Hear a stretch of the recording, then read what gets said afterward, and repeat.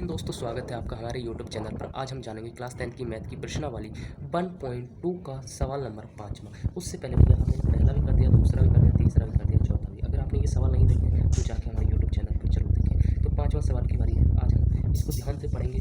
थोड़ा अटपटा सा जरूर है मगर करने में आसान है। देख लेते हैं। कह रहा है जांच कीजिए कि क्या किसी प्राकृतिक संख्या n के लिए संख्या 6n अंक शून्य पर समाप्त हो सकती है। मतलब भैया प्राकृतिक संख्या, कोई भी प्राकृतिक संख्या, जैसे मैं यहाँ लिख लेता हूँ, कोई भी प्राकृतिक संख्या, कोई भी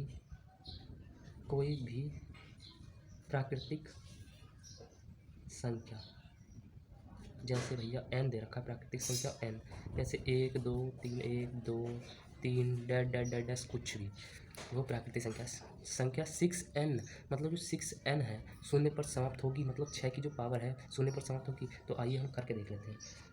यहाँ लिखते हैं हल। कह रहा है, क्या कह रहा है, सवाल के अकॉर्डिंग ही चलेंगे, सवाल बोलेगा वैसे ही चलते चलेंगे। यदि 6n संख्या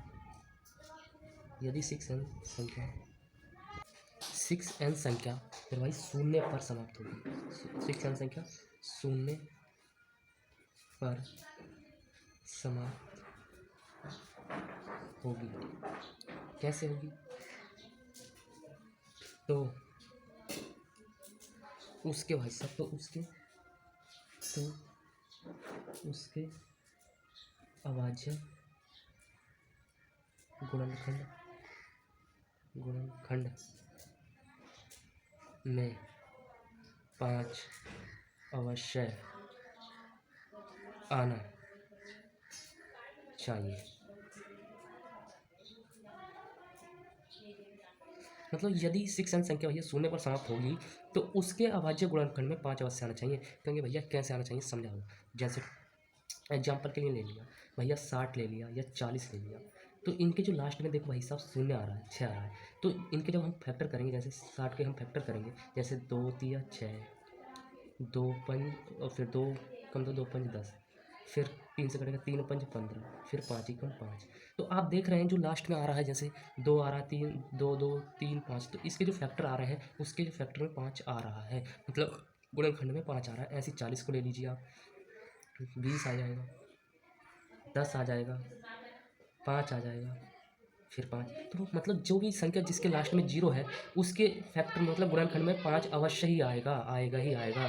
जैसे देखो 5 इसमें भी आ रहा है, इसमें भी आ रहा है, मतलब कोई भी संख्या ले लीजिए जिसके लास्ट में 0 हो, जैसे 10 ले लीजिए, 20 ले लीजिए, कोई भी एक संख्या ले लीजिए जिसके लास्ट में 0 हो, जैसे इसके लास्ट में 0 है, इसके लिए, तो उसके जो फैक्टर आएंगे, गुणनखंड आएंगे जो वाले, उसमें 5 अवश्य आएगा। तो मगर यहाँ देख रहे हैं, हम ये देख रहे हैं, हम यहाँ देख रहे हैं,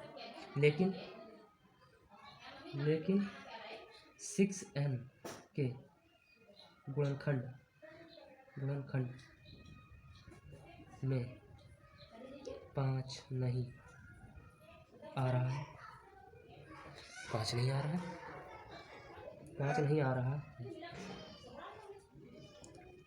5 नहीं आ रहा है। क्योंकि भाई साहब हम देख रहे हैं 6n के जब हम फैक्टर कर रहे हैं, 6n के जब फैक्टर करेंगे तो देखेंगे 2 गुणा 3 की पावर n है, जो कि बन जाएगा 2n गुणा 3n। ले चूँकि 6n के गुणनखंड में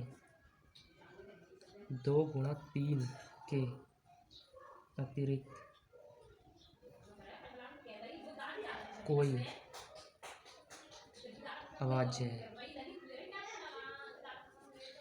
तो हम देख रहे हैं भाई साहब 6n के जो फैक्टर कर रहे हैं, हम गुणनखंड कर रहे हैं, तो उसमें 2 और 3 आ रहा है, 5 नहीं आ रहा। तो इसमें हम 5 नहीं आ रहा तो हम कह सकते हैं कि 2 और 3 के अतिरिक्त कोई अभाज्य गुणनखंड नहीं है, खाली 2 और 3 ही है, ऐसे गुणनखंड 5 नहीं है। इसलिए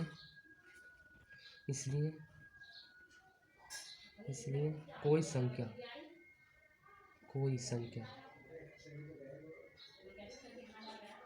n नहीं है जिसके लिए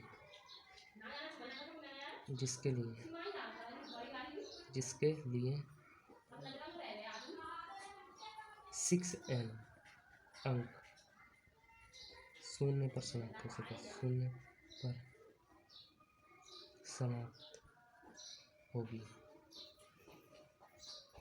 मतलब भाई साहब अगर हमने 6n के गुणनखंड करे तो उसमें खाली 2 और 3 आ रहा है, 5 नहीं आ रहा, तो हम कह सकते हैं कोई भी अभाज्य गुणनखंड नहीं है। मतलब 2 और 3 के अलावा कोई भी ऐसी संख्या नहीं है जो कि इसके फैक्टर में आ सके 6 के। अगर आती तो हम यहाँ लिखते, अगर 5 आता तो हम कह सकते थे 6n जो है शून्य पर समाप्त हो रहा है। 5 नहीं आ रहा है तो 6n जो संख्या है वो शून्य पर समाप्त नहीं होगी। अगर 5 आता तब होती, तो आपको समझ आ गया होगा।